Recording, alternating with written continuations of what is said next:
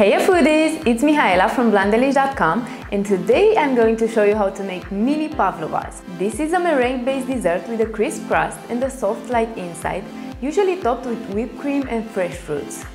Even though pavlova is heaven on earth, many consider it hard to make. But no worries foodies, I'll show you how to nail it in just 3 easy steps. So let's start baking!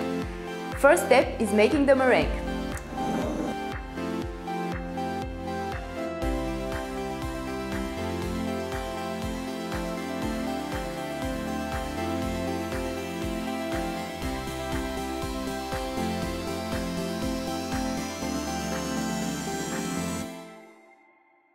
Start beating the egg whites on high speed for 1 minute until soft peaks form.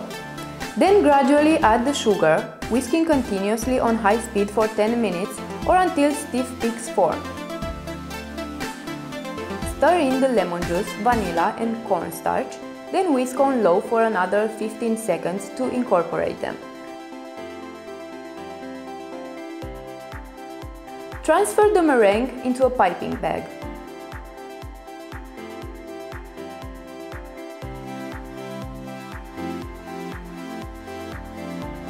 On a parchment paper, draw 5-6 circles with the top or bottom of a cup.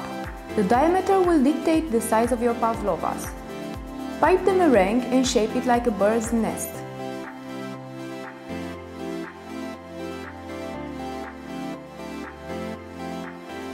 Bake for 1 hour and 30 minutes, then turn the oven off and let the meringue sit in the hot oven for another 30 minutes.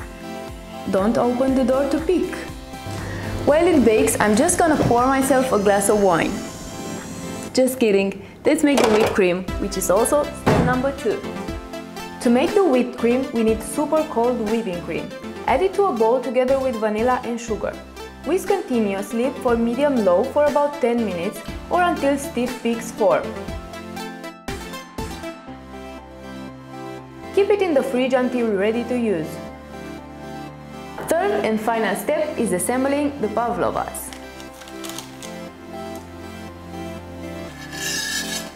Once the pavlovas have cooled completely, set them on a plate. Top with a dollop of whipped cream and fresh fruits of choice. I love to add fresh berries or mango and passion fruit.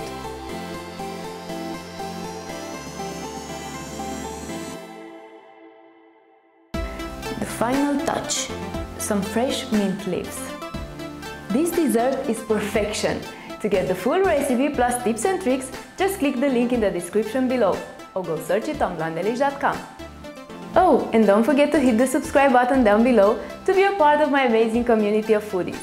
Last but not least, let me know how you like this recipe in the comments below. See you next time!